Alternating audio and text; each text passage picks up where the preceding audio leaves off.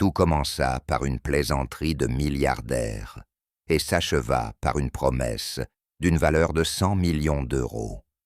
Au cœur de Paris, là où les fortunes se font et se défont en un clin d'œil, la cruauté d'Henry Croft déclencha une spirale que nul n'aurait pu prévoir. « Joue ceci, et je t'offrirai 100 millions d'euros. » ricana-t-il, en brandissant une partition impossible. Ce n'était qu'une humiliation, un jeu, un spectacle pour amuser ses amis de la haute société. Les invités éclatèrent de rire, et la domestique baissa les yeux, honteuse. Mais, dans l'ombre de cet hôtel particulier, au sol de marbre, se tenait une fillette de 9 ans, serrant un vieux livre de contes. Sa voix, petite mais ferme, s'éleva. « Ma maman est fatiguée, mais moi, je peux jouer pour vous. » Ce qui suivit stupéfia chaque convive et laissa le milliardaire face à une promesse qu'il ne pouvait plus rompre. Le sol de marbre poli paraissait glacé, même à travers les semelles usées de ses chaussures. Une fillette de 9 ans se tenait immobile dans le vaste salon, observant sa mère au travail. La lumière du soleil traversait les hautes fenêtres haussmanniennes, illuminant un monde d'opulence et de poussière scintillante. Abigail Dupont frottait le grand piano avec des gestes lents et précis, ceux de quelqu'un qui cherche à devenir invisible. L'instrument était une bête majestueuse, d'ébène luisante et de touches d'ivoire, un Steinway valant bien plus que la modeste maison de banlieue qu'elle louait avec sa fille. Pour Abigail, c'était le cœur de l'hôtel particulier, un géant endormi. Elle fredonnait doucement une mélodie, si discrète qu'elle n'était guère plus qu'un souffle, et l'odeur du bois ancien et du produit citronné emplissait l'air, une senteur familière qui signifiait qu'une longue journée touchait à sa fin. Chloé se tenait sous l'arche monumentale menant au hall. Petite pour son âge, avec des cheveux couleur de blé pâle et des yeux bleus comme un ciel d'été, elle serrait un livre usé contre sa poitrine, sans le lire vraiment. Son regard passait des mains de sa mère aux touches du piano, et ses petits doigts remuaient le long de sa robe simple, comme s'ils jouaient un accord invisible. Elle reconnaissait la forme de la berceuse que sa mère fredonnait, une histoire, un souvenir vivant en elles deux. Le poids du jour écrasait Abigail, non seulement la fatigue d'entretenir une demeure aussi vaste qu'un hôtel particulier, mais aussi celui des lettres qui arrivaient sans cesse, rappel brutal des factures médicales qui s'accumulaient. Les médecins employaient des mots compliqués, mais les chiffres au bas des pages étaient simples et implacables, plus grands que son salaire, plus grands que ses espoirs.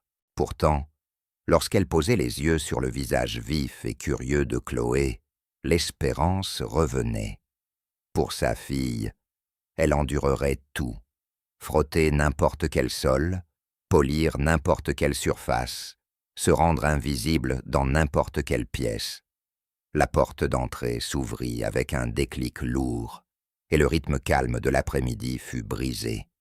Henry Croft entra dans le salon, occupant l'espace comme un conquérant, grand, vêtu d'un costume si tranchant qu'il semblait pouvoir couper le verre. Sa voix résonnait avec l'assurance insolente de celui qu'on n'a jamais contredit. Il parlait au téléphone, un rectangle noir plaqué contre son oreille, ses mots secs et méprisants. « Je me moque des projections. Achète-la, achète toute l'entreprise, et si Durand n'est pas content, qu'il en parle à mes avocats. » Il mit fin à l'appel et jeta son portable sur un fauteuil de soie, sans un regard. Ses yeux gris et glacés comme la mer d'hiver balayèrent la pièce et se posèrent sur Abigail. Il ne vit pas une personne, mais une fonction. « C'est terminé ?» demanda-t-il, mêlant impatience et mépris. « J'attends des invités dans 1 heure. Cet endroit doit être impeccable. »« Presque fini, monsieur Croft, » répondit-elle doucement, en baissant les yeux vers le veinage du bois. Être invisible, c'était être en sécurité. Croft grogna et se dirigea vers le bar. Il se servit un verre de cognac ambré, les glaçons, tintants, comme de petites cloches froides. En se retournant, il aperçut Chloé dans l'arche et s'arrêta, les yeux plissés. Il n'était pas habitué à voir des enfants dans sa maison, encore moins une petite silhouette silencieuse qui le fixait d'un calme si troublant. « Qu'est-ce que c'est » demanda-t-il en désignant Chloé de son verre. Le cœur d'Abigaël se serra dans sa gorge. « C'est ma fille, Chloé, monsieur. Son école a fini plus tôt, aujourd'hui. Elle est très sage. »« Je ne vous paie pas pour amener votre famille à mon travail, » répliqua-t-il sèchement.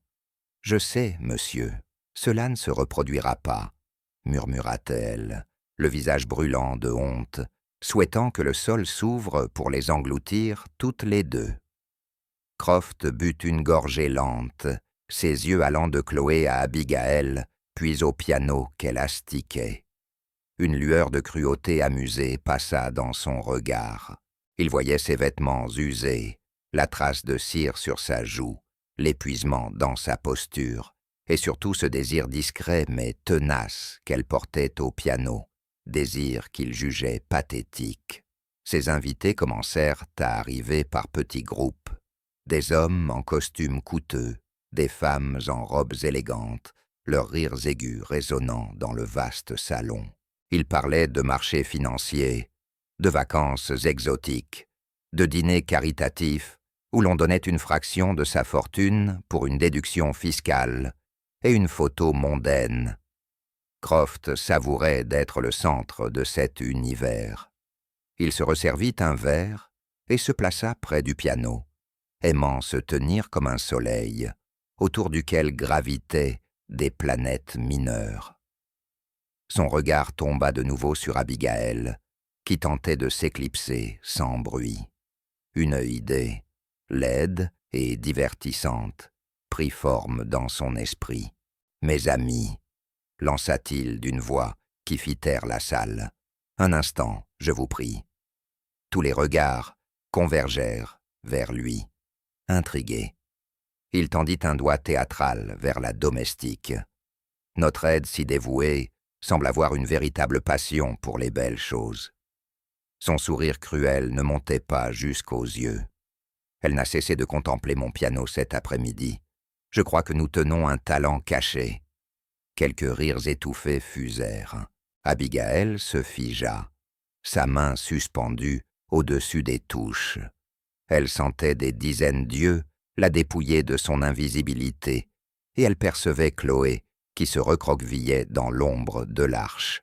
« Qu'en dites-vous » poursuivit Croft, d'une voix dégoulinante de condescendance. « Devrait-on lui demander un petit récital ?» La salle s'emplit de murmures amusés. Abigaël secoua doucement la tête, les yeux suppliants. « Non, monsieur, je ne peux pas, je ne joue pas. » Balivernes tonna Croft, ravi du spectacle. Il se donnait des airs de montreur de foire, et la pauvre domestique embarrassée était son pantin. Une femme de votre milieu, vous avez forcément de l'âme, et la musique, c'est l'âme, n'est-ce pas? Il s'approcha du piano et saisit une partition posée sur le pupitre. C'était un morceau redouté, le concerto pour piano Nerero III de Rachmaninov, une cascade de notes complexes, défiant même les virtuoses. Il la brandit pour ses invités. « Voilà ce que je propose », annonça-t-il, fort et clair. Ses yeux d'acier se fixèrent sur Abigaël, et son sourire cruel devint un rictus. « Je me sens généreux ce soir. Jouez ceci. » Il tapota la partition. « Et je vous donnerai 100 millions d'euros. » Un éclat de rire choqué parcourut la salle. C'était évidemment une farce, une blague cruelle de milliardaire.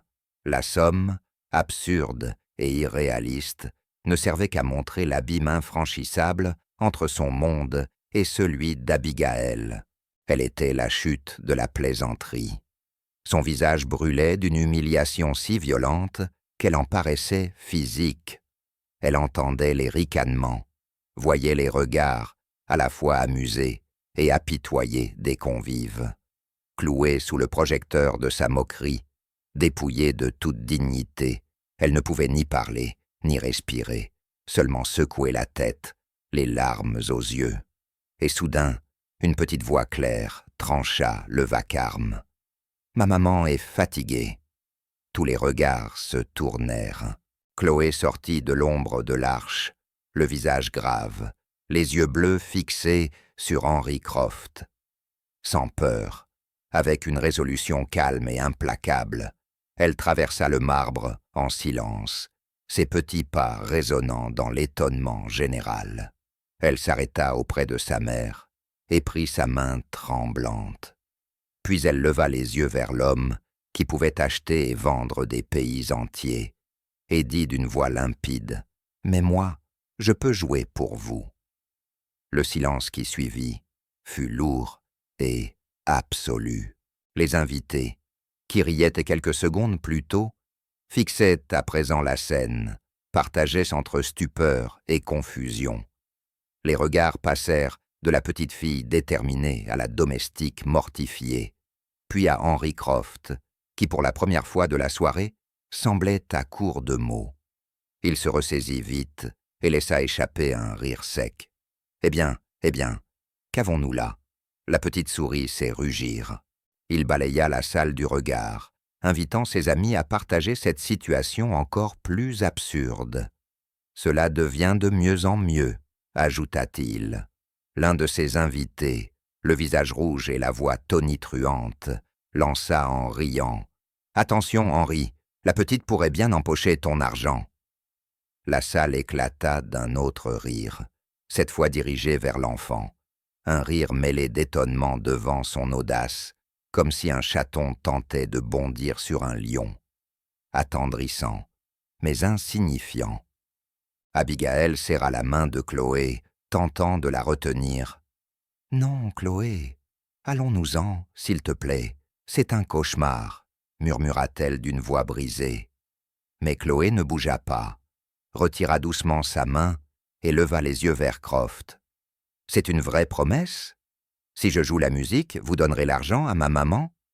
Croft s'amusa encore davantage, convaincu que l'humiliation serait totale.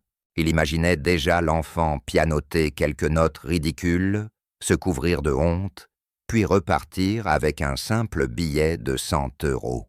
« C'est une promesse bien réelle, » répondit-il en se penchant comme à un bambin.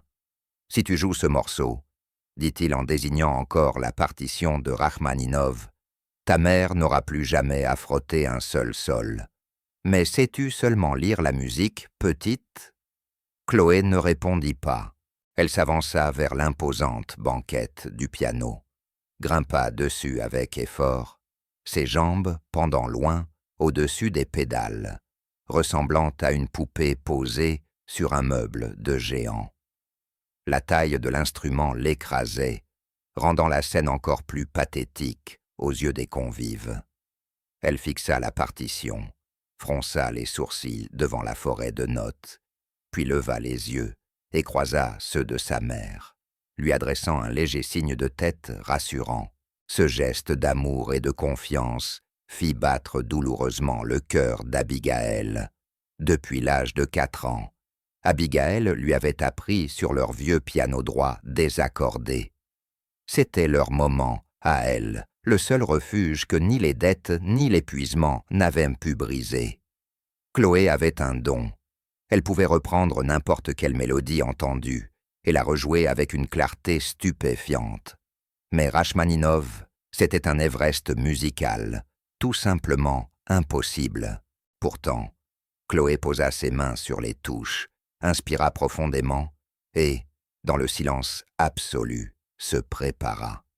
Les invités, verres en main, attendaient le cliquetis maladroit qu'ils croyaient inévitable, tandis que Croft, les bras croisés, arborait un rictus satisfait.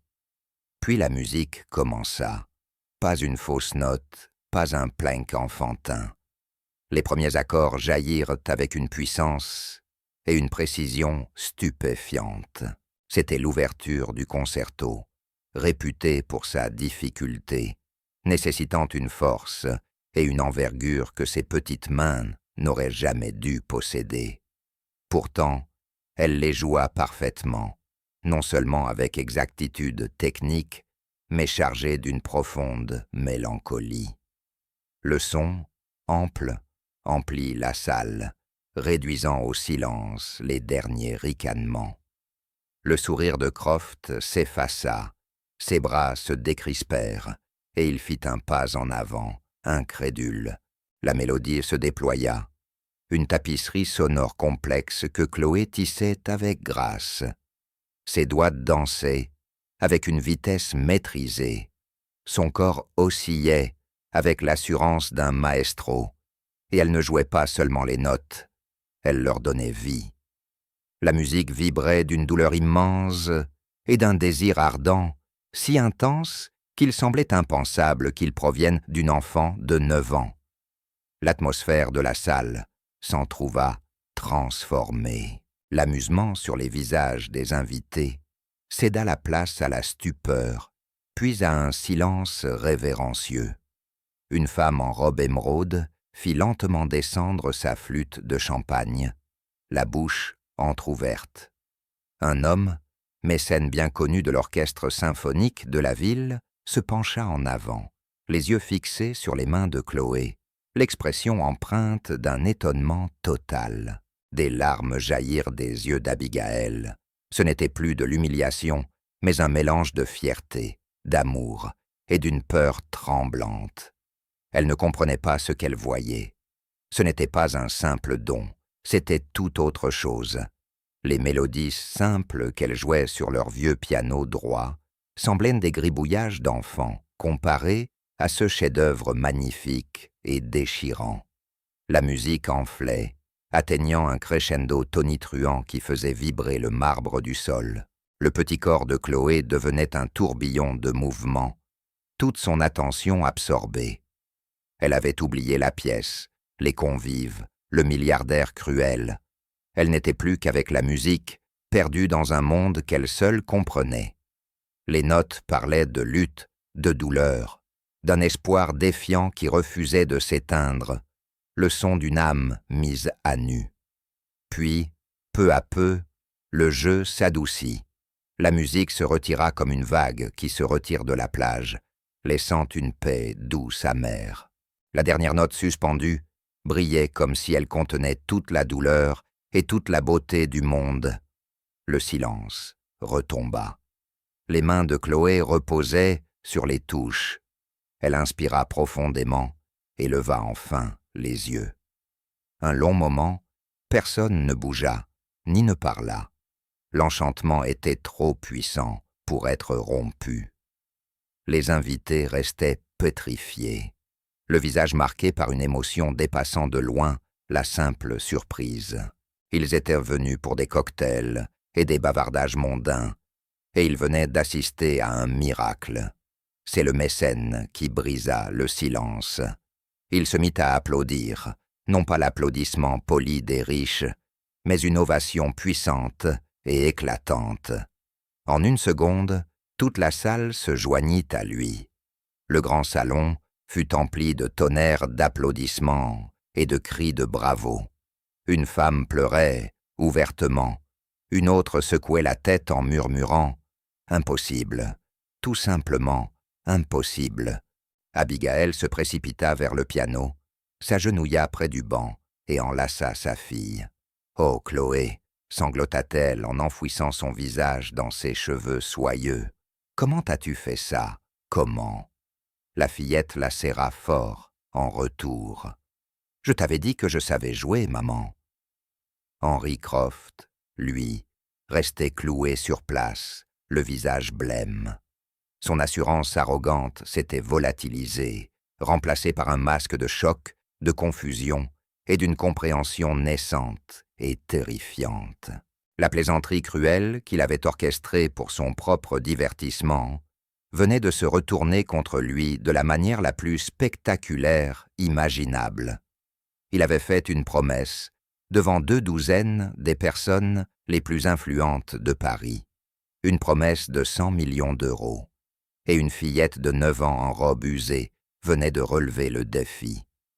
Le mécène, un vieil homme respecté, nommé Monsieur d'Avignon, fendit la foule et s'arrêta devant le piano. Ses yeux, qui avaient vu jouer les plus grands musiciens du monde, étaient emplis d'un respect profond. Il ne regarda pas Croft, mais Chloé. « Ma chère enfant, » dit-il d'une voix chargée d'émotion, « j'ai écouté des pianistes toute ma vie. Je n'ai jamais entendu quelque chose de semblable. Où as-tu étudié? Qui est ton professeur ?» Avant que Chloé puisse répondre, une autre invitée, une journaliste aux yeux perçants, fixa directement Henry Croft. Sa voix, froide et tranchante, porta dans tout le salon. « Excellente question, mais j'en ai une autre, Monsieur Croft. Je crois que vous avez fait une promesse. » Tous les regards convergèrent vers lui. Il était piégé. Les rires s'étaient éteints. Il ne restait que l'écho de la musique impossible et le poids de ses propres paroles arrogantes. Pour la première fois, en regardant la fillette sur le banc, il ne vit pas la fille d'une domestique. Il vit l'instrument de sa ruine. La seconde s'étira comme une éternité. Les applaudissements s'étaient tus, remplacés par une attente lourde et oppressante. Croft sentait le regard collectif de ses invités peser sur lui comme une chape. Ce n'étaient pas seulement des amis, mais ses pairs, ses rivaux, les requins avec qui il nageait dans les eaux profondes de la finance et de la haute société. La parole d'un homme, surtout celle d'un milliardaire, était sa seule monnaie. Rompre une promesse faite aussi publiquement, c'était déclarer la faillite de son honneur. L'esprit de Croft, d'ordinaire une machine précise à calculer les risques et les profits, n'était plus qu'une tempête affolée. 100 millions d'euros. La somme était colossale, même pour lui. Ce n'était pas seulement un chiffre sur un tableau, mais une part importante de son capital liquide. La remettre pour un tour de soirée, une plaisanterie ratée, était impensable. Une perte humiliante et catastrophique. Mais l'alternative était pire. Dès le lendemain, toute la ville parlerait du milliardaire qui avait voulu ridiculiser une domestique et sa fille, puis s'était dérobé à sa propre parole. Sa réputation serait anéantie. Chaque affaire, chaque négociation serait entachée par le fait que sa parole ne valait rien. Il regarda Chloé, blottie dans les bras de sa mère, le fixant de ses yeux bleus incroyablement calmes. Il n'y avait ni triomphe ni joie enfantine dans ce regard, seulement une immobilité tranquille, et c'était précisément ce calme qui l'ébranlait. « Une promesse est une promesse », déclara M. d'Avignon d'une voix grave qui résonna comme une sentence. Ancien héritier d'une fortune respectée, dont Croft avait toujours recherché l'approbation, son soutien représentait un pilier social. Le perdre serait un désastre. Nous l'avons tous entendu, Henri, clair et net. Croft força un rire qui sonna creux dans la salle silencieuse. Bien sûr.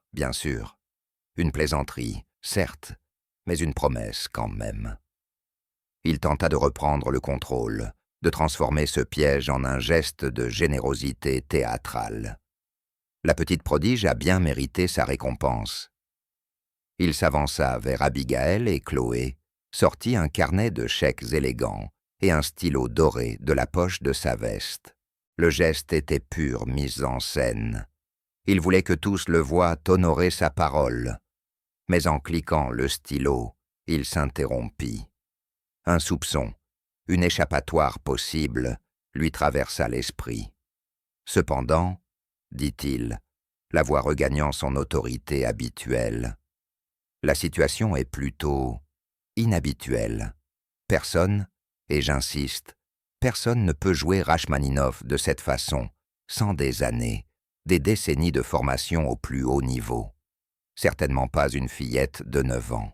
Il baissa les yeux vers Chloé. « Alors dis-moi, qui est ton professeur? Où as-tu réellement appris à jouer ainsi? N'est-ce pas une mise en scène préparée à l'avance ?» L'insinuation était claire, une supercherie, une arnaque. Abigaël se redressa, son instinct maternel surpassant sa peur. « Personne ne l'a manipulé, » dit-elle d'une voix tremblante, mais ferme. « C'est moi qui lui ai appris, sur notre vieux piano, à la maison. » Croft ricana, incrédule. « Vous? Une domestique qui aurait formé une virtuose digne de la salle Pleyel? Permettez-moi d'en douter. »« C'est vrai, » murmura doucement Chloé. « Maman fredonne les chansons, et moi, je les joue. » Cette déclaration, si simple et pourtant tellement invraisemblable, ne fit qu'épaissir le mystère. Monsieur d'Avignon s'agenouilla pour se mettre à sa hauteur. Son expression n'était plus seulement admirative, mais emplie d'une curiosité intense. « Ma chère enfant, » dit-il avec douceur, « la pièce que tu as jouée est l'une des plus ardues du répertoire classique. Ce n'est pas un air que l'on peut simplement fredonner. Tu l'as forcément lu. »« Je l'ai regardé, » répondit Chloé poliment, « mais je connaissais déjà l'histoire. »« L'histoire ?» demanda d'Avignon, interloqué. « Chaque morceau a une histoire, » expliqua Chloé comme si c'était une évidence. Celui-ci raconte celle d'un homme très loin de chez lui. Il est triste, mais il se souvient des champs et de la rivière de son enfance. Il doit continuer à se battre, mais il n'oublie jamais le chemin du retour. Un silence stupéfait retomba dans le salon. Chloé n'avait pas seulement joué la musique, elle en avait saisi l'âme. Elle venait d'exprimer le cœur émotionnel du concerto avec des mots d'enfant, mais avec une profondeur qui dépassait bien des critiques chevronnées. Abigaël sentit un souvenir surgir. L'histoire que Chloé venait de décrire lui semblait étrangement familière. Ce n'était pas seulement l'histoire de Rachmaninov, c'était celle que son propre grand-père lui avait racontée. Son grand-père, François Dupont. Avant qu'Abigaël ne puisse parler, Henry Croft, de plus en plus désespéré, s'accrocha à une nouvelle échappatoire. « C'est absurde !» s'écria-t-il. « Ce n'est qu'une enfant. Je ne vais pas signer un chèque de 100 millions d'euros pour une prestation de salon. » Il se tourna vers Abigaël, son ton redevenu dur et cruel. « Qu'est-ce que c'est que ça, en réalité? Une tentative de racket? Vous saviez que j'allais recevoir mes invités. Vous avez entraîné votre fille pour me ridiculiser et m'extorquer. »« Ce n'est pas vrai, » cria Abigaël en serrant Chloé contre elle. « Jamais nous n'aurions fait une chose pareille. »« Assez. » La voix de M. d'Avignon claqua comme un fouet. Il se leva et fit face à Croft, le visage figé dans une colère glaciale. « Henry, votre conduite ce soir est révoltante. Vous avez voulu faire de cette femme un spectacle pour votre amusement. Vous avez utilisé son enfant comme un pion dans votre jeu cruel. Et maintenant que vous avez perdu, vous les accusez de fraude. Vous vous couvrez de honte. » La journaliste s'avança, son téléphone tenu discrètement à ses côtés. Mais tout le monde savait qu'il enregistrait. Pour ma part, j'adorerais écrire l'histoire de Chloé Dupont, dit-elle d'une voix douce comme du poison. La prodige de 9 ans découverte dans le manoir d'un milliardaire. Le monde voudra savoir qui elle était, et surtout comment l'homme qui l'a découverte a honoré sa promesse publique. Échec et mat. Croft comprit qu'il était vaincu. L'histoire ne parlerait plus de sa générosité, mais de sa cruauté et de sa réticence à payer. La journaliste s'en assurerait. Il était piégé de toutes parts. Son visage devint un orage de rage et d'humiliation. Il arracha son carnet de chèques et griffonna furieusement. Le crissement du stylo doré sur le papier fut le seul son dans la pièce. Il déchira le chèque et, sans regarder Abigaël, le lui tendit brutalement. « Prenez-le et sortez de ma maison. » Abigaël fixa le bout de papier dans sa main. Le nombre inscrit était si long qu'il paraissait irréel. 100 millions d'euros, une somme impossible, digne d'un conte, de quoi régler tous ses problèmes et 1000 autres auxquels elle n'avait jamais pensé. C'était la sécurité, la liberté, l'avenir de sa fille. Mais au lieu de ressentir la joie attendue, elle fut saisie d'un profond malaise. Cet argent naissait de la moquerie, souillé par l'humiliation. Et quelque chose dans la situation, dans la musique, dans l'histoire racontée par Chloé, lui semblait étrangement lié à son propre passé. Elle regarda sa fille, puis le chèque, puis à nouveau Henry Croft, qui la fixait de ses yeux venimeux. « Une chose encore, » dit Abigaël, d'une voix basse mais ferme, découvrant une force insoupçonnée. « Cette partition, d'où tenez-vous cet exemplaire précis ?» Croft fronça les sourcils, pris au dépourvu. Quelle importance! Cela faisait partie d'une succession que j'ai acquise il y a des années, une vieille collection. Quoi? Mon grand-père, commença Abigaël, la voix tremblante, alors que les pièces d'une histoire familiale oubliée s'assemblaient dans son esprit. Il était soldat, sergent François Dupont. Il a combattu en Europe pendant la Seconde Guerre mondiale. Il me racontait les gens qu'il avait rencontrés, les choses qu'il avait vues. Il y avait un compositeur qui l'avait sauvé, un homme qui avait tout perdu. Avant de fuir, cet homme joua pour mon grand-père une œuvre nouvelle, un concerto qu'il venait d'écrire. Il disait que c'était une musique pour ne jamais oublier la maison. Les yeux de M. d'Avignon s'écarquillèrent. Sergent François Dupont, l'ange des Ardennes, c'était un héros légendaire, décoré de la Légion d'honneur pour sa bravoure. L'expression de Croft passa de la colère à une lueur fugace, la reconnaissance. Le nom Dupont, lié à cette guerre et à cette région, réveillait une part sombre et enfouie de l'histoire de sa propre famille. Son grand-père, l'industriel, avait bâti sa première fortune sur les opportunités de l'après-guerre en Europe.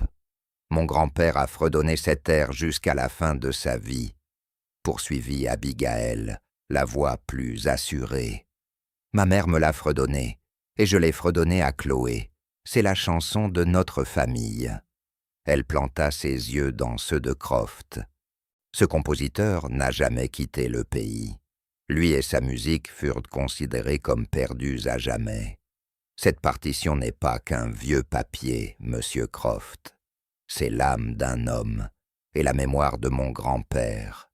L'implication pesa lourdement dans l'air. Ce chef-d'œuvre perdu, trésor inestimable du patrimoine culturel, s'était retrouvé entre les mains de Croft, héritier d'une famille qui avait profité du même conflit ayant brisé la vie du compositeur. Et la seule personne capable d'en reconnaître la mélodie était l'arrière-petite-fille du héros qu'il avait entendu en dernier. Chloé, la fillette qui savait écouter les histoires cachées dans la musique, n'avait pas seulement joué un concerto. Elle avait invoqué un fantôme, donné voix à une mémoire reliant le héros et le profiteur, la servante et le milliardaire, d'une façon qu'aucun n'aurait pu imaginer. Le chèque dans la main d'Abigaël lui parut soudain moins un prix qu'une rançon. L'histoire n'était plus celle d'une plaisanterie cruelle et d'un enfant prodige. Elle parlait de justice, de mémoire, et d'une dette qui dépassait de loin 100 millions d'euros. Le visage de Croft, il y a un instant encore rouge de colère, devint livide.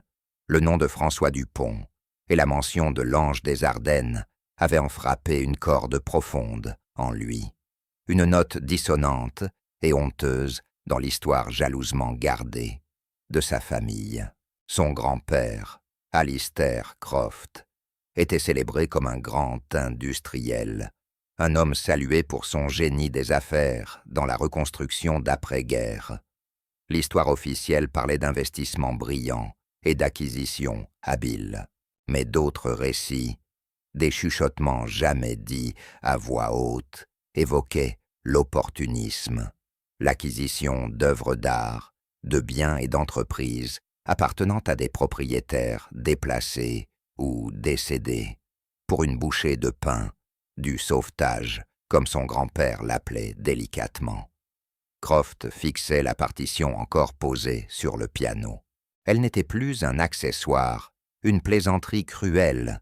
Elle devenait une preuve, un fantôme d'un passé dont il avait profité sans jamais avoir à l'affronter. La journaliste, qui s'appelait Evelyn Ried, vit dans ses yeux le frisson de reconnaissance et de peur. Elle bougea légèrement, tel un prédateur flairant une faille. « C'est une histoire extraordinaire, Madame Dupont, » dit-elle, sa voix désormais empreinte d'une chaleur professionnelle et compatissante, bien plus dangereuse pour Croft que son venin précédent. Un chef-d'œuvre perdu, un héros de guerre, un héritage familial. C'est une histoire qui doit être racontée. Elle jeta un regard vers Croft, appuyant ses mots. Monsieur d'Avignon, le mécène de l'orchestre, fit un pas en avant. Ses yeux s'étaient emplis d'une nouvelle détermination. Il n'était plus un simple invité, mais un gardien de la culture. Madame Dupont, ce que vous et votre fille avez révélé pourrait être l'une des découvertes musicales les plus importantes du siècle. Ce n'est plus une affaire privée. Il se tourna vers Croft, son mépris évident. Cette musique ne vous appartient pas, Henri. Elle appartient au monde et à la mémoire de l'homme qui l'a écrite. Les autres invités, jusque-là observateurs silencieux, commencèrent à murmurer entre eux. La nature de la soirée avait basculé de manière irréversible. Ce n'était plus une réception mondaine. C'était le témoin d'un dévoilement historique. Les alliances se redessinaient soudain. Les regards, de pitié adressés à Abigail, se transformèrent en expressions de respect et de curiosité. On se détachait de Croft, s'éloignant du retentissement toxique de son arrogance. Cet homme qui dominait les conseils d'administration et dictait ses conditions perdait le contrôle de son propre salon. Il tenta de se ressaisir. « Tout cela n'est que spéculation », gronda-t-il d'une voix basse. « Une histoire sentimentale basée sur une mélodie mal mémorisée. Vous n'avez aucune preuve. »« J'ai les lettres de mon grand-père, » répliqua Abigail, les mots lui venant comme dans un rêve. Elle n'y avait pas pensé depuis des années.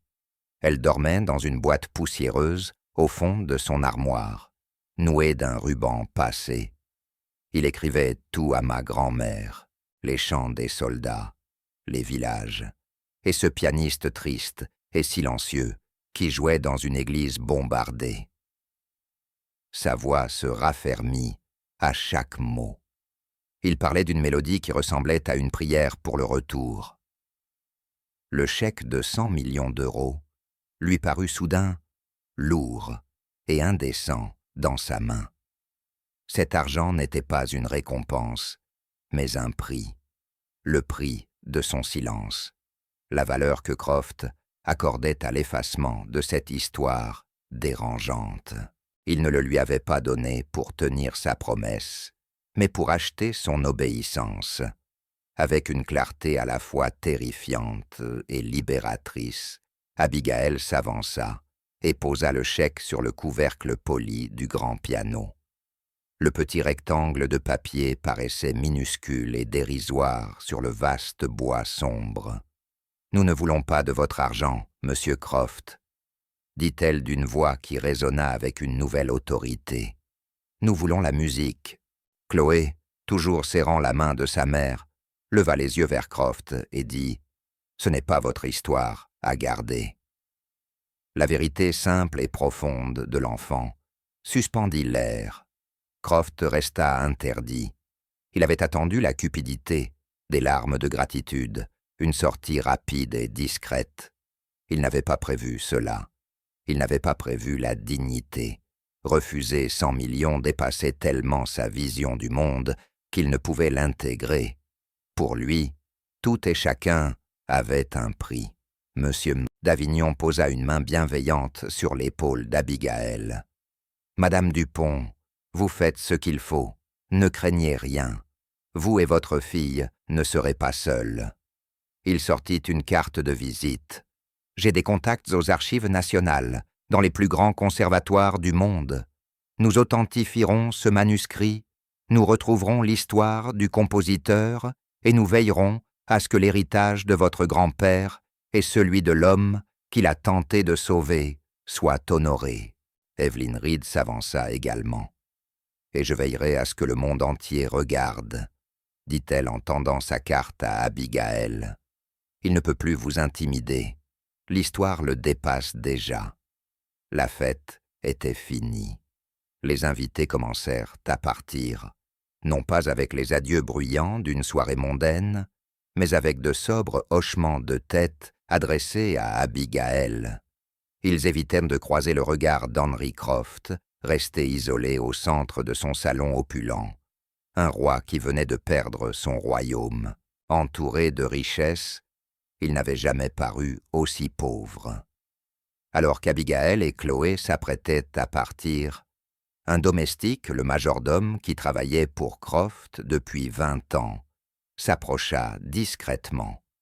Son visage fatigué mais bienveillant se pencha vers elle. « Madame, voici votre dernier salaire. Monsieur Croft m'a demandé de vous dire que vos services ne sont plus requis. » Il lui remit une enveloppe. C'était une somme dérisoire, le strict minimum légal, un ultime geste mesquin de rancune. Abigaël prit l'enveloppe sans un mot. Elle venait d'être congédiée. Elle n'avait plus d'emploi, et elle venait de refuser une somme d'argent qui aurait pu résoudre tous ses problèmes. L'espace d'un instant, une vague de panique la submergea. Les factures médicales étaient toujours là, le loyer toujours dû. Puis elle baissa les yeux vers Chloé, qui la regardait avec une confiance totale, et vers le piano, vers la partition qui portait une histoire de survie et de mémoire. Un calme profond et inébranlable s'installa en elle. Elle possédait quelque chose de plus précieux que l'argent, la vérité. Elles quittèrent le grand manoir et retrouvèrent l'air frais de la nuit, laissant derrière elles le marbre glacé et les cœurs plus glacés encore. Abigaël savait que leur vie avait changé à jamais. Le combat était loin d'être terminé. Il ne faisait que commencer. Mais pour la première fois depuis longtemps, elle n'était plus seulement une domestique qui tentait de rester invisible.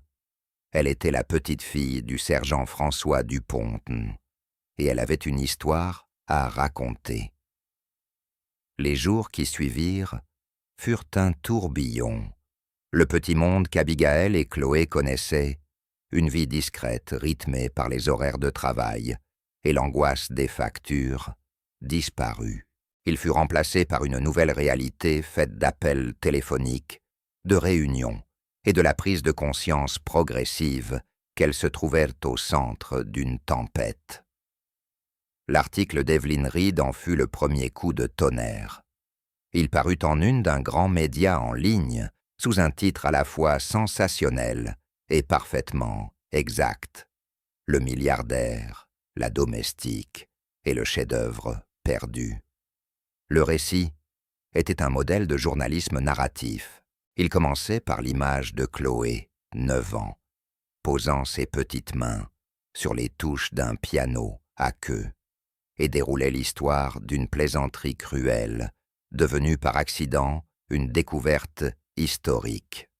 Il tissait les fils du sergent héroïque François Dupont, du mystérieux compositeur sans nom, et de la fortune post-guerre trouble des Croft. Evelyn ne formulait pas d'accusations directes, mais posait des questions tranchantes et dérangeantes, qui projetait une ombre lourde sur la réputation d'Henry Croft. La réaction du public fut immédiate et massive. L'histoire devint virale. Le concerto de Chloé, comme les médias le surnommèrent, devint un sujet tendance. Les gens furent captivés par la dimension de David contre Goliath, la domestique discrète et digne, et sa fille prodige, tenant tête à un milliardaire impitoyable. Le soutien afflua de tout le pays. Une collecte en ligne, lancée par un donateur anonyme, rassembla des dizaines de milliers d'euros en quelques heures pour couvrir leurs frais médicaux et de subsistance immédiats. Abigail fut bouleversée par tant de générosité. Des années durant, elle s'était sentie seule, invisible. À présent, elle se sentait enfin vue. Pendant ce temps, M. d'Avignon tint parole. Il constitua une petite équipe dévouée. Un musicologue renommé du Conservatoire de Paris, une historienne spécialisée dans l'art et les spoliations de la Seconde Guerre mondiale, et un groupe d'avocats prestigieux. Leur quartier général devint un bureau discret de la Société historique de la ville, imprégné de l'odeur des vieux livres et d'un sens profond de mission. Abigail leur apporta la boîte de lettres de son grand-père, les mains tremblantes. Elle les parcourut avec l'historienne, une femme au visage doux, appelée Dr Alja.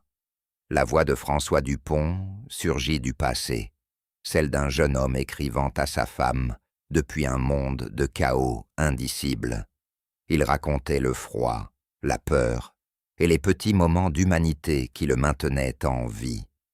Puis ils trouvèrent une série de lettres datées de la fin 1944, écrites depuis un hôpital de campagne dans une petite ville belge, près de la forêt des Ardennes. « Ma chère Éléonore, » écrivait-il à son épouse, « il y a ici un homme. Ils l'ont amené la semaine dernière. Il s'appelle Léo. Il parle peu, mais il a la musique dans les mains. Le curé du village dit qu'il était un compositeur célèbre à Vienne avant que l'ombre ne tombe. Il a perdu sa femme, ses enfants, tout. Il ne lui reste qu'une sacoche pleine de papiers couverts de notes. Il la garde comme si c'était son propre cœur. Quelques jours plus tard, une autre lettre racontait « Léo a joué pour nous ce soir. Il y a un vieux piano dans l'église qui a miraculeusement survécu au bombardement. Il a interprété une pièce de sa composition. Il l'appelle « La mémoire du fleuve ». Il dit que c'est le son du Danube, pour ne jamais oublier le chemin du retour. J'aimerais que tu puisses l'entendre, Ellie.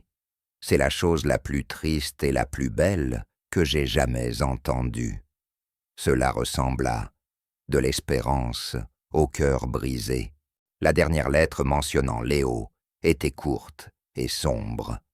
Nous avons dû évacuer. Les combats se rapprochent. Léo ne voulait pas abandonner sa musique. J'ai essayé de le convaincre de partir, mais il était trop faible, trop noyé dans son chagrin. Il m'a fait promettre de me souvenir de sa chanson. Il a pressé la partition dans mes mains, mais dans le chaos, j'ai dû l'abandonner. Je n'ai pu garder que la première page. J'ai l'impression de l'avoir trahi. Je prie pour que, d'une manière ou d'une autre, sa musique survive. » Glissée dans l'enveloppe avec cette lettre se trouvait une unique page jaunie de partition. L'écriture correspondait à celle du manuscrit trouvé sur le piano de Croft. Le musicologue confirma qu'il s'agissait bien de l'ouverture du concerto. Ils tenaient leurs preuves.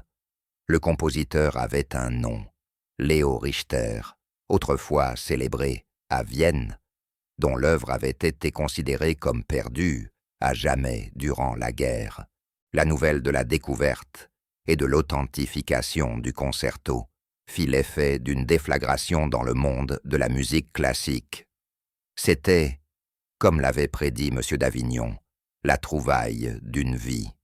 Musées, orchestres et universités du monde entier se disputaient l'opportunité d'examiner le manuscrit. Pour Henry Croft, la tempête ne faisait que commencer. L'affaire n'était plus seulement celle d'une promesse brisée. Elle touchait désormais à la possible implication de sa famille dans le profit de guerre. Les journalistes d'investigation se mirent à fouiller les acquisitions d'Alistair Croft après 1945. Des questions surgirent jusque dans les cercles gouvernementaux. La façade soigneusement construite de la dynastie Croft commençait à se fissurer. Il perdait de l'argent, mais surtout du prestige. Ses partenaires d'affaires se méfiaient. Les actions de son entreprise phare chutaient. Les invitations mondaines s'évaporaient. Il devenait un paria dans le monde qu'il avait autrefois dominé. Il tenta de riposter. Ses avocats publièrent des communiqués niant tout acte répréhensible, affirmant que le manuscrit avait été acquis légalement dans le cadre d'un achat de succession plus vaste et qu'il était la victime d'une campagne médiatique diffamatoire. Il essaya même de se présenter comme mécène, proposant de donner le manuscrit à un musée, tentative transparente de redorer son image. Mais il était trop tard. Le récit était fixé. Il était le méchant d'une histoire qui captivait l'imagination du monde entier. Au milieu de tout cela, Chloé demeurait le calme au centre de la tempête. Elle ne saisissait pas les implications financières ou historiques, mais elle comprenait l'essentiel. Elle savait que son grand-père était un héros. Elle savait qu'un homme nommé Léo avait perdu sa maison et que sa musique était un chemin pour la retrouver, et elle savait que M. Croft avait tenté d'étouffer cette musique, ce qui était mal. Elle passait ses journées avec sa mère dans les bureaux silencieux de la Société historique, tandis que les adultes parlaient à voix basse et grave. Chloé s'asseyait à un vieux piano droit dans un coin, le même que celui qu'elles avaient à la maison. Elle ne jouait pas le concerto tonitruant, mais la mélodie simple en son cœur, le thème que Léo Richter appelait « la mémoire du fleuve ». Elle le jouait doucement, emplissant la pièce non de spectacle mais d'une paix profonde. Un après-midi, M. d'Avignon trouva Abigail observant sa fille, l'inquiétude peinte sur son visage. « Qu'y a-t-il, ma chère ?» demanda-t-il avec douceur. « Tout cela, » fit Abigail en désignant vaguement autour d'elle. « Les journaux, les avocats, c'est pour elle, pour son avenir. Mais j'ai peur que ce soit trop lourd. Elle n'est qu'une petite fille. » M. d'Avignon regarda Chloé jouer un instant. Ses yeux étaient clos, son visage serein. Elle était perdue dans l'histoire de la musique. « Une petite fille, » dit-il avec un sourire, qui nous a rappelé à tous ce qui compte vraiment. L'argent, le pouvoir, les palais, tout cela est éphémère. Mais une histoire, un souvenir, une musique qui parle à l'âme, cela est éternel. Elle n'est pas seulement une partie de cette histoire, Abigail, elle en est le cœur. Il avait raison, mais ce cœur était fragile, et Abigail savait qu'Henry Croft était un homme qui, acculé, n'hésiterait pas à frapper là où cela ferait le plus mal.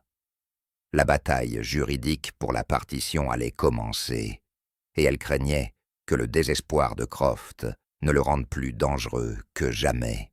Elle avait gagné la cour de l'opinion publique, mais le vrai combat, celui qui se déroulerait dans une salle de tribunal glaciale et implacable, restait à venir. Les premières démarches juridiques de l'équipe de Croft furent aussi brutales et coûteuses qu'on pouvait s'y attendre. Une avalanche de requêtes et de contre-accusations destinées à submerger, intimider et ruiner. Les documents présentaient Abigail non comme une héroïne, mais comme une opportuniste calculatrice. Ils affirmaient qu'elle était l'instigatrice d'une fraude élaborée, qu'elle avait entraîné sa fille, soi-disant prodige, à mémoriser une œuvre obscure pour extorquer de l'argent à un philanthrope bienveillant. Ils descendirent même jusqu'à la diffamation, fouillant les difficultés financières d'Abigaël et présentant ses dettes médicales non comme un fardeau, mais comme un mobile criminel. En lisant ces mots couchés sur un papier épais et solennel, Abigaël se sentit malade. Sa réalité était déformée en quelque chose de laid et d'irréconnaissable. La petite robe usée que portait Chloé fut décrite comme un costume destiné à susciter la pitié. Sa dignité silencieuse face aux moqueries de Croft fut présentée comme une mise en scène calculée. C'est la procédure habituelle pour les hommes comme Croft, expliqua son avocat principal, Ben Carter, un homme calme aux cheveux d'argent. Leur stratégie est la terre brûlée. Rendre le processus si douloureux et si coûteux que vous abandonniez. « Mais ce sont des mensonges, » dit Abigaël d'une voix faible. « Je sais, » répondit Ben, son regard à la fois bienveillant et ferme. « Notre tâche est de le prouver, mais préparez-vous, Abigaël. Ils s'en prendront à vous, à votre passé, à votre famille. Ils tenteront de vous briser. » La pression était immense. L'attention médiatique, qui avait d'abord semblé être un bouclier protecteur, devint un poids étouffant. Des photographes attendaient parfois devant l'appartement provisoire que M. d'Avignon avait trouvé pour elle. Chaque sortie à l'épicerie pouvait tourner au spectacle. Abigaël voyait les autres parents au parc chuchoter et montrer du doigt. Certains étaient solidaires, mais d'autres la regardaient avec suspicion, leurs esprits empoisonnés par les gros titres et les journaux à scandale alimentés par la machine de communication de Croft. Elle commença à faire des cauchemars, non pas de Croft, mais des lettres, des factures médicales, de la peur de ne pas pouvoir subvenir aux besoins de Chloé. Le chèque de 100 millions qu'elle avait posé sur ce piano la hantait. Avait-elle été insensée? Avait-elle sacrifié la sécurité de sa fille pour un principe dont le monde cynique se moquerait? Son angoisse finit par affecter Chloé. La fillette, si intrépide dans le manoir, devint silencieuse et renfermée. Elle ne voulait plus aller au parc, dormait mal. Un soir, Abigaël la trouva assise au piano de leur appartement, sans jouer, fixant seulement les touches, ses petites épaules affaissées. « Qu'y a-t-il, ma chérie ?» demanda Abigaël en s'agenouillant près d'elle. « Les gens des infos. Ils ont dit que j'étais une menteuse, » murmura Chloé, la lèvre tremblante. « Ils ont dit que je n'avais pas entendu l'histoire dans la musique. Ils ont dit que tu m'avais forcé à la prendre pour avoir de l'argent. » Le cœur d'Abigaël se brisa. C'était sa pire crainte réalisée. Son combat pour la justice coûtait à sa fille sa paix intérieure. Elle l'entoura de ses bras et la serra fort. « Écoute-moi, » dit-elle d'une voix ardente. « Tu as un don que ces gens ne comprendront jamais. Tu as entendu la vérité, et nous ne laisserons personne, surtout pas un tyran comme M. Croft, te l'enlever. Nous le faisons pour Léo. » Le nom de Léo sembla recentrer Chloé. « Nous devons aider sa musique à rentrer chez elle, » dit-elle, sa voix retrouvant un peu de sa détermination habituelle. « Exactement, » répondit Abigaël en embrassant sa tête. « Et nous le ferons. » Le tournant du combat judiciaire survint lors de la phase des dépositions. Les avocats de Croft avaient exigé d'interroger Chloé. Ben Carter s'y opposa avec acharnement, arguant qu'imposer à une enfant de 9 ans un contre-interrogatoire hostile était cruel et inutile. Mais la juge, une femme sévère et inflexible, l'autorisa à contre-cœur, avec des restrictions strictes. La déposition aurait lieu dans un cadre informel, une salle de conférence neutre, en présence d'un psychologue pour enfants. Henry Croft insista pour y assister. Il s'assit au bout de la longue table en acajou, entouré de ses avocats. Il paraissait amaigri, son visage marqué par le stress des dernières semaines. Son empire était assiégé, et son obsession pour cette affaire s'était accrue. Il ne cherchait plus seulement à économiser de l'argent. Il voulait sauver son orgueil, punir ceux qui avaient osé l'humilier. Abigail s'assit à côté de Chloé, sa main posée protectrice sur le dos de sa fille. Ben Carter se plaça de l'autre côté, présence calme et rassurante. L'avocat principal de Croft, Marcus Thorne, un homme au rictus permanent, commença l'interrogatoire. Il débuta par des questions douces et apparemment anodines sur l'école de Chloé, ses amis, ses passe-temps. Puis, il orienta vers le piano. « Alors, Chloé, » dit Thorne en se penchant avec un faux sourire aimable, « c'est ta maman qui t'a appris à jouer ?»« Oui, » répondit-elle, « et elle a travaillé très dur pour t'apprendre la chanson spéciale que tu as jouée chez M. Croft, n'est-ce pas? Tu as dû la répéter très, très longtemps. »« Non, » dit simplement Chloé. Thorne marqua une pause. « Non, je ne l'ai pas répétée, » ajouta-t-elle. « J'ai regardé la partition, j'ai entendu l'histoire, et ensuite j'ai joué. »« Et tu as entendu l'histoire ?» répéta Thorne, la voix chargée de sarcasme. « Et quelle était donc cette histoire que tu as entendue ?» Chloé raconta la même histoire qu'elle avait dite au manoir, celle de l'homme, loin de chez lui, qui se souvenait de la rivière. Thorne eut un sourire narquois. « C'est une très belle histoire, Chloé, une histoire très triste. Est-ce l'histoire que ta mère t'a demandé de retenir ?»« Non, » dit Chloé en fronçant les sourcils. « C'est simplement l'histoire que la musique m'a racontée. » Thorne décida alors de tendre son piège. « Chloé, tu as dit que tu avais seulement regardé la partition sur le piano, n'est-ce pas? »« Oui.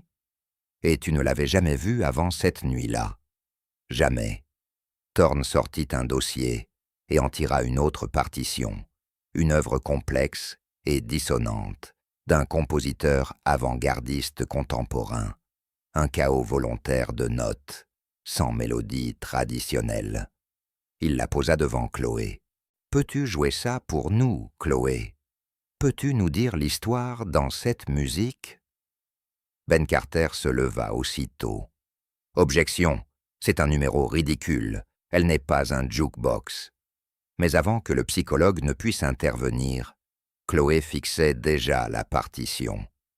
Elle la contempla pendant une longue minute, la tête légèrement penchée. La pièce était silencieuse. Croft se pencha en avant, un air avide sur le visage. C'était le moment où, croyait-il, la fraude serait dévoilée. L'enfant admettrait son incapacité ou échouerait misérablement. Finalement, Chloé leva les yeux vers Thorne. « Cette musique est très bruyante, » dit-elle. « Bruyante ?» répéta Thorne, interloqué. « C'est une histoire sur une grande ville, » poursuivit Chloé d'une voix calme et réfléchie. « Les voitures klaxonnent, les gens se pressent, et personne n'écoute personne. Tout le monde crie, mais personne n'a rien à dire. C'est une histoire très solitaire. » Elle regarda encore la partition, puis secoua la tête. « Je ne l'aime pas. Elle n'a pas de cœur. » Elle ne toucha pas le piano. Elle n'en avait pas besoin. En quelques phrases simples, elle avait saisi l'essence émotionnelle de la pièce, allant au-delà de sa complexité technique pour en révéler l'âme, ou en l'occurrence l'absence d'âme. Le musicologue de leur équipe, qui assistait à la déposition, laissa échapper un petit cri de surprise. Thorne resta sans voix. Son piège parfait non seulement avait échoué, mais il s'était retourné contre lui, offrant une preuve éclatante du don inexplicable de Chloé. Henry Croft abattit sa main sur la table, le visage pourpre de rage. « Assez de ce cirque !» hurla-t-il. « C'est un monstre, ce sont tous des charlatans. Cette explosion scella son sort. » Le psychologue mit immédiatement fin à la déposition, invoquant l'atmosphère hostile créée par Croft. Le procès-verbal de l'audience notamment l'analyse saisissante de Chloé et l'effondrement furieux de Croft, fut dévastateur. Il le dépeignait comme un tyran déséquilibré et Chloé comme une enfant d'un calme et d'un talent surnaturel. La tendance juridique s'inversa. Les avocats de Croft, conscients qu'exposer Chloé au tribunal serait un désastre total, lui conseillèrent de négocier un accord. Mais Croft refusa. Son orgueil était trop blessé, prisonnier de sa propre vendetta. Il injecta encore plus d'argent dans la bataille judiciaire, liquidant ses actifs et négligeant ses affaires déjà fragilisées par la mauvaise presse. Il s'isola, renvoya ses conseillers et passait ses nuits seul dans son immense manoir silencieux, buvant trop et fixant le piano à queue qui avait causé sa chute, comme s'il s'agissait d'un monument à sa propre folie. Le procès fut fixé. Abigail était terrifiée, mais elle puisa sa force dans sa fille et dans l'équipe rassemblée autour d'elle. El Bhopal ne se battait non plus seulement pour une partition, mais pour le principe que la vérité est plus puissante que la richesse et que la décence peut, au final, triompher de la cruauté. Le matin du procès, alors qu'Abigail aidait Chloé à se préparer, un colis spécial arriva. C'était une boîte longue et plate.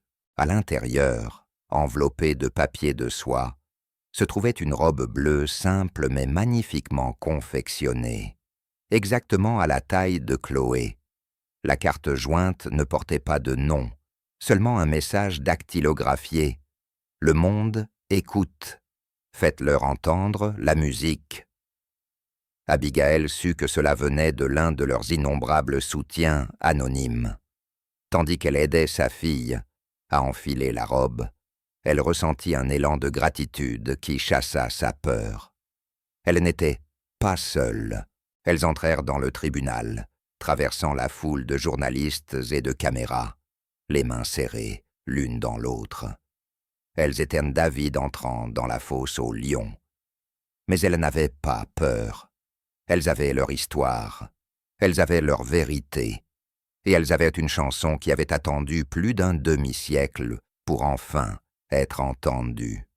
La salle d'audience offrait un contraste saisissant. D'un côté, Henry Croft et sa phalange d'avocats, leur costume sombre, symbole du pouvoir corporatif. Le visage de Croft était figé, une veine battante à sa tempe. De l'autre, Abigail et Chloé, petites, mais entourées de leur propre armée silencieuse. Ben Carter, calme et préparé. Monsieur d'Avignon, dont la présence distinguée leur conférait du poids, et la docteure Alja, prête à témoigner avec les lettres de François Dupont. Les avocats de Croft furent agressifs, présentant Abigail comme une employée rancunière, au passé instable, et appelant des experts qui parlèrent de l'improbabilité statistique qu'un enfant prodige puisse exister sans formation intensive. Il bâtissait une forteresse de doutes, brique après brique. Quand vint le tour de Ben Carter, il raconta l'histoire du sergent François Dupont et d'un brillant compositeur perdu, Léo Richter. Cette affaire, dit-il d'une voix basse et assurée, ne concerne pas l'argent. Henry Croft veut que vous le croyiez, car l'argent est la seule langue qu'il parle. Mais cette affaire concerne la mémoire. Une promesse faite dans une église bombardée. La promesse de se souvenir d'une chanson. Puis il appela son seul témoin. La partie plaignante appelle Chloé Dupont à la barre. Un murmure parcourut la salle, alors que Chloé s'avançait, ses petites jambes ne touchant pas le sol. Ben l'approcha doucement. « Monsieur Croft et ses avocats disent que tu n'as pas pu jouer cette musique. Ils disent que tu as triché. Qu'as-tu à leur répondre ?» Chloé regarda le jury, ses yeux bleus limpides. « La musique n'est pas une tricherie, c'est un sentiment. » Ben Carter obtint alors de la juge une autorisation pour pour une démonstration. Un piano Steinway à queue fut amené et placé devant le jury. Chloé grimpa sur le banc, minuscule face à l'instrument. La salle était si silencieuse qu'on entendait le froissement des vêtements. Ben remit à la juge une enveloppe scellée. Voici une partition choisie ce matin par un expert indépendant. Personne ici, pas même Chloé, ne l'a vue. La juge ouvrit l'enveloppe et plaça la partition, une pièce complexe et lyrique de Debussy, sur le pupitre.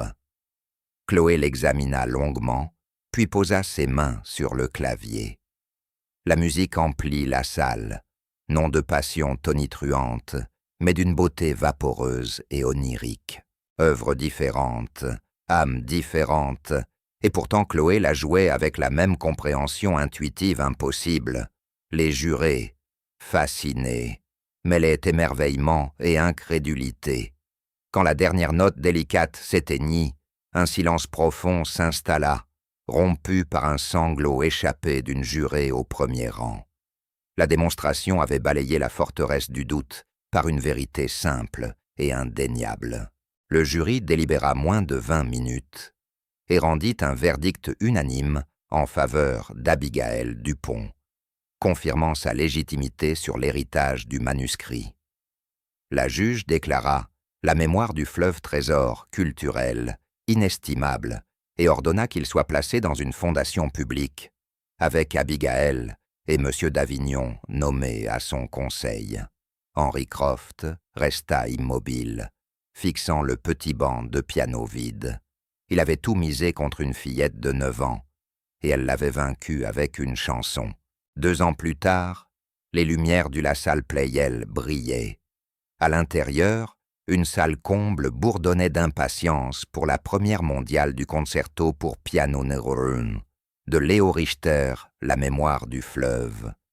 Dans une loge, Abigaël Dupont était assise aux côtés d'un monsieur d'Avignon en bonne santé et rayonnant, les factures médicales n'étant plus qu'un lointain souvenir réglé par la fondation qui lui assurait aussi un modeste salaire. Les lumières de la salle s'éteignirent et une silhouette entra sur scène sous un tonnerre d'applaudissements. Chloé avait désormais 11 ans, gracieuse dans une simple robe bleue. Elle salua, échangea un sourire avec sa mère, puis s'assit devant le Steinway pour commencer à jouer. La musique de La mémoire du fleuve s'éleva, emplissant la salle de douleur et de résilience, de perte et d'espérance. C'était l'histoire de Léo Richter, La mémoire du sergent François Dupont, et le don de Chloé. Le concerto fut un triomphe, et quand la dernière note résonna et que le public se leva dans une ovation rugissante, Abigaël contempla sa fille, dont le visage rayonnait de joie pure et lumineuse, songeant au chemin parcouru depuis le sol froid d'un manoir de milliardaire jusqu'à cette scène sacrée. Les plus grands cadeaux n'étaient pas ceux qui pouvaient s'acheter ou se vendre, mais ceux transmis de cœur à cœur, comme une berceuse à demi oubliée, une mélodie qui avait traversé la guerre et le temps, pour trouver enfin son foyer dans les mains d'une petite fille qui savait écouter. Et c'est là que nous concluons l'histoire pour l'instant. Chaque fois que j'en partage une, j'espère qu'elle vous offre une évasion loin du quotidien. J'aimerais savoir ce que vous faisiez en l'écoutant, vous détendre après le travail, conduire tard le soir, ou simplement souffler. Laissez un mot en commentaire, je les lis vraiment tous. Et si vous voulez être sûr que nous nous retrouvions, un j'aime et un abonnement font une grande différence. Nous cherchons toujours à améliorer nos récits, alors n'hésitez pas à donner vos impressions. Merci d'avoir passé ce moment avec moi.